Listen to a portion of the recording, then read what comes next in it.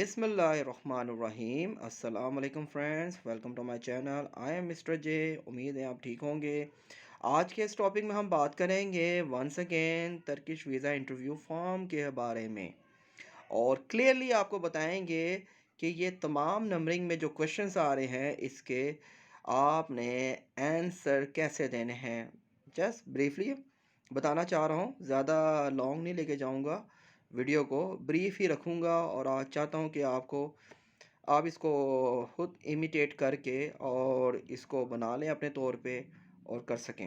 ठीक है, तो यहाँ पे बाकायदा तौर पे आपको बताया जाता है। आप सबसे पहले नंबर पे आता है कैन यू स्पीक इंग्लिश। आपने ऐसे नहीं लिखना यस, आपने यहाँ पे बाकायदा एक सेंटेंस लिखना है, yes I can speak English. Alright, तो इसी तरीके से आपने तमाम सवालात के जवाब देने हैं। तो व्हाई नॉट हम इसको रीड कर लेते हैं और थोड़ा बहुत ब्रीफ कर लेते हैं।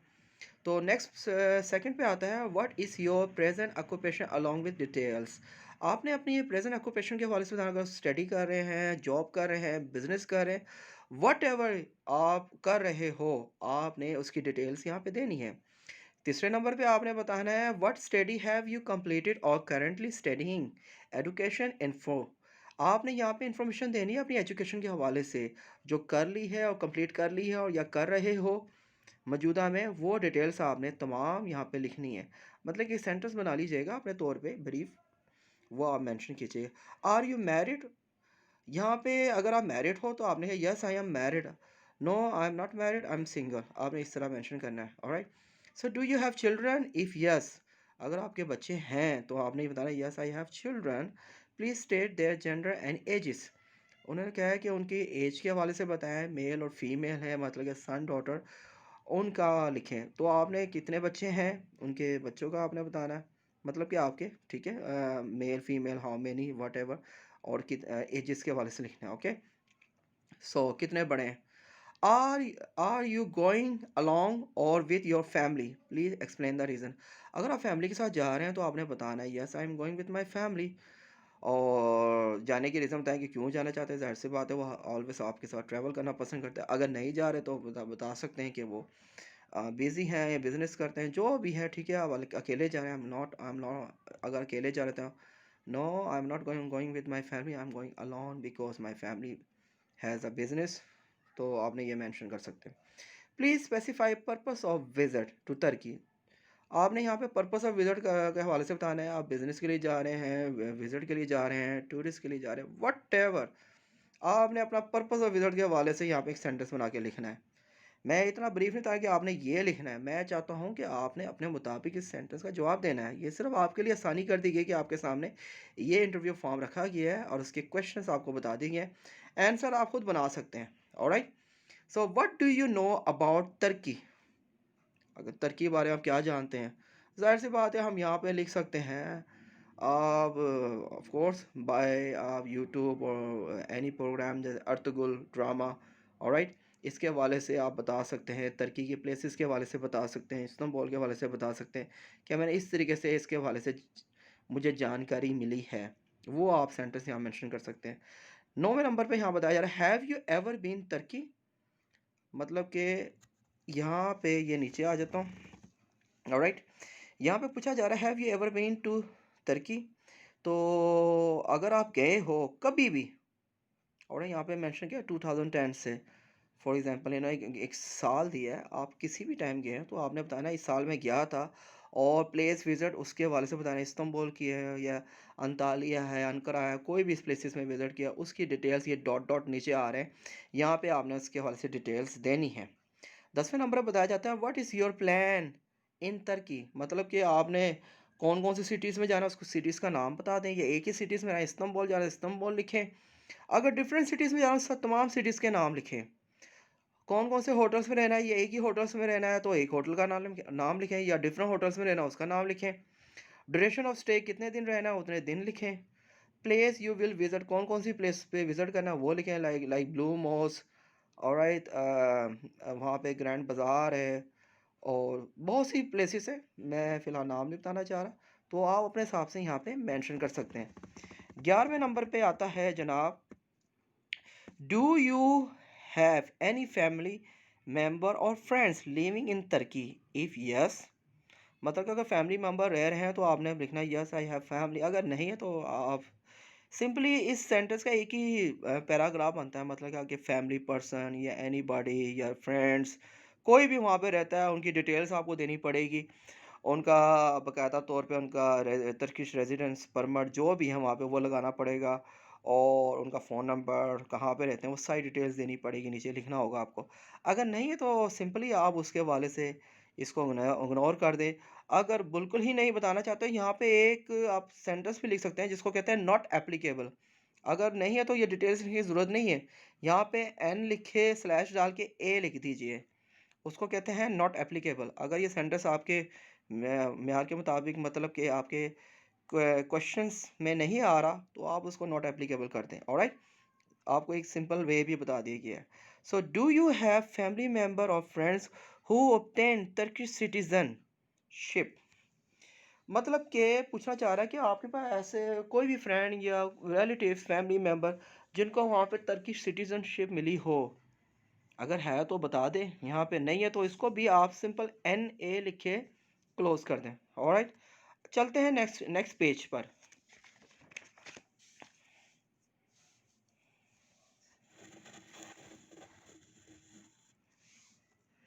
ऑलराइट, 13वें नंबर पे हम बात करते हैं।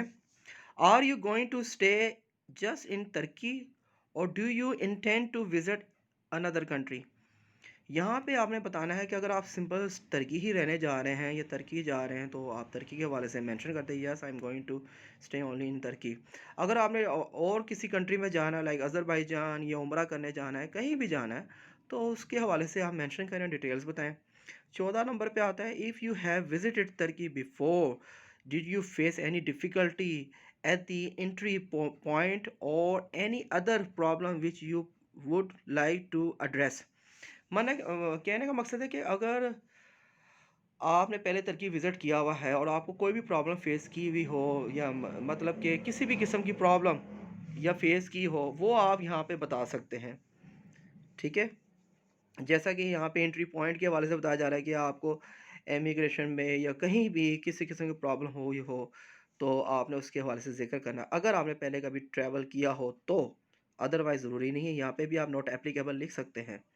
ओके, 15 नंबर पे आ रहा है if you have previously obtained a Turkish visa but have not used it, please provide the reason for not using the visa। बहुत से लोग ऐसे होते हैं जो तुर्की का वीज़ा लगवा लेते हैं लेकिन तुर्की जाते ही नहीं है। वीज़ा लगवा के रख लेते हैं, फिर उनका नेक्स्ट इरादा बनता है, मतलब कि एक्सपायर हो जाता है वीज़ा। फिर वो कहते हैं यार मैंने अब तुर्की जाना है तो मैं वीज़ा लगवाऊँ जाऊँ। तो ज़ाहिर सी बात है, प्रीवियस जो आपका वीज़ा लगा होगा तो आपने तो उसकी डिटेल्स तो बतानी है कि मैं जा नहीं सका, मेरे साथ कोई रीज़न आ गई थी, कोई भी वजह आ गई थी। वो आप बताएँगे तो फिर वो तुर्किश एम्बेसडर या तुर्क वो इस हवाले से कंसीडर करेगा, फिर वो आपको वीज़ा देगा। अदरवाइज़ ज़ाहिर सी बात है, माइंड कर जाते हैं, फिर वो दोबारा वीज़ा नहीं देते। अक्सर लोगों के साथ होता है कि उन्होंने ट्रैवल नहीं किया होता तो फिर वो प्रॉब्लम थोड़ी खड़ी, अगर बता देंगे तो रीज़न तो कोई इशू की बात नहीं है, वो वीज़ा जनरेट कर देते हैं। कई लोगों ने ट्रैवल नहीं किया तो वो नेक्स्ट एप्लीकेशन में अपनी रीज़न बता देते हैं, उनको फिर दोबारा वीज़ा मिल जाता है, तो ये उतनी कोई बड़ी बात नहीं है। ठीक है, तो बताना ज़रूरी है, this is good for them अगर आप बता देंगे। नेक्स्ट मैं बात कर रहा था, have you ever been refused for Turkish visa or visa for another country, were there any specified reason? अब यहाँ पे इन्होंने आपसे ये रीज़न पूछी है कि कभी आपको तुर्की से वीज़ा रिफ्यूज़ हुआ है? अगर हुआ है तो वो रीज़न आप बताएँ, और किसी और कंट्री से भी रिफ्यूज़ हुआ है तो वो बताएँ, और कितनी बार रिफ्यूज़ हुआ है, कहाँ से हुआ है, वो आप स्पेसिफ़ाई यहाँ पे कर दें। यस हुआ है तो उसको यस करें, यहाँ से उसको स्पेसिफ़ाई करें, साथ लिखिए। नो हुआ है तो जस्ट यहाँ पे आपने एक क्रॉस का निशान लगा दें, दैट्स ऑल, और इसके अलावा कोई ज़रूरत नहीं। इफ़ यस नीचे आ जाता है, if yes year of refusal and country, यहाँ पे आपने बताना है कौन सी कंट्री का, और रिफ्यूज़ल उसको यस करके लिखना है, और टाइप ऑफ वीज़ा मतलब टूरिस्ट था, बिजनेस था, वट एवर जो भी वीज़ा था उस हवाले से बताना है। नंबर 17 पे आता है, have you ever been in the US, the UK, Europe और शेंजन कंट्री? अब देखें यहाँ पे यूरोप भी आ रहा है और शेंजन भी आ रहा है। अब कुछ लोग यूरोप को समझते हैं शेंजन, अक्सर ये होता है, मैं ज़रा आपको ब्रीफ कर दूँ यहाँ पे। यूरोप ज़ाहिर-सी बात है, शेंजन के जो अराउंड कंट्री आ रही है वो तो यूरोप ही है, ठीक है? तो यहाँ पे किसी भी यूरोपियन कंट्री में गए हो, फॉर एग्ज़ाम्पल आप रोमानिया को पकड़ लें, बोस्निया को ले लें, ठीक है? और क्रोएशिया, इस तरह की कोई बहुत सी कंट्रीज़ है, यूरोपियन कंट्री हैं। तो उनके हवाले से आप ज़िक्र कर सकते हैं। शेंजन में जो 26 ममालिक आते हैं, उनके हवाले से ज़िक्र कर सकते हैं। अगर आपने ट्रैवल किया है तो यूएसए, यूके पहले ट्रैवल किया है तो आप बता सकते हैं, yes I have travel to this country. Mean उस कंट्री का नाम लिखना है। तो मतलब कि सारी नहीं, जहाँ-जहाँ गए हैं वो नाम लिखें, यस आई हैव ट्रैवल। इससे अच्छा इफ़ेक्ट पड़ता है। अगर नहीं किया तो आप जस्ट एनए लिखे, नॉट एप्लीकेबल कर सकते हैं। ये आपके लिए ईज़ी कर दिया गया, ऑलराइट। तो नेक्स्ट बताया जा रहा है 18वें नंबर पे, please specify which country you have visited in general. मतलब कि उन्होंने बताया कि आपने स्पेसिफाई करना है कि किस-किस कंट्री में आपने विज़िट किया है। फॉर एग्ज़ाम्पल आप यहाँ पे बता सकते हैं लाइक सऊदी अरब, दुबई, थाईलैंड, मलेशिया और किसी भी कंट्री के हवाले से आप यहाँ पे बता सकते हैं। वो तो ऊपर पूछा गया है यूरोपियन कंट्री, अदर कंट्री के हवाले से, यहाँ पे स्पेसिफाई पूछा गया कौन-सी। इवन आपने तरक्की भी किया तो वो भी यहाँ पे आपको लिखना पड़ेगा। ओके? क्योंकि कंट्रीज़ के हवाले से पूछा गया है, कोई भी कंट्री में आपने पहले विज़िट किया बताएँ यहाँ पे। तो who will bear the cost of your trip? 19वें नंबर की बात कर रहा हूँ। If you have sponsor, please give us details information about your sponsor and why they are sponsoring you. अब किसी ने आपको स्पॉन्सर किया, इनविटेशन लेटर भेजा है, कि उसने भेजा क्यों? अगर वो बिजनेस पर्सन है, उसने भेजा, ज़ाहिर सी बात है आपके उसके साथ अच्छे तल्लक हैं, आप उसके साथ कारोबार करते हैं, तो वो आप बताएं यहाँ पे। और आपका खर्चा कौन उठा रहा है? आपका, अगर आप खुद उठा रहे हैं तो वो भी बताएं। अगर वहाँ पे रहन सहन की और रिहाइश की जगह वो दे रहा है तो वो भी बताएं। यहाँ पे एक आप एक जुमला बना के, सेंटेंस इंग्लिश में बना के वो लिख के बता सकते हैं अम्बेसी को, अपने अपने तौर पे। ऑलराइट। तो ये चीज़ें होती है बताने वाली एम्बेसी को। 20वें नंबर पे आ रहा है, जो आखिरी नंबर पे है, एनी एक्स्ट्रा कमेंट्स, वो आप दे सकते हैं। ऑलराइट। तो कुछ भी लिखना चाहे आप लिख लें। ऑलराइट। तो नीचे इसी हवाले से ये उन्होंने पैराग्राफ में लिखा हुआ है कुछ चीज़ें, कि ये आपने खुद साइन करने हैं और जो भी इंफॉर्मेशन देनी है आपने यहाँ पे सही देनी है और आपने डिक्लेयर करना है। ऑलराइट। तो वो आपने खुद सिग्नेचर करके नीचे डेट मेंशन करनी है और आपने देनी है बाकायदा तौर पे। ऑलराइट। तो ये थी टर्किश वीज़ा इंटरव्यू फॉर्म की इंफॉर्मेशन जो आपको दी गई है। आप इसको बाकायदा तौर पे नोट कर सकते हैं, लिख सकते हैं। ऑलराइट फ्रेंड, मिलते हैं नेक्स्ट वीडियो में। Thank you for watching, good bye, अल्लाह हाफिज़।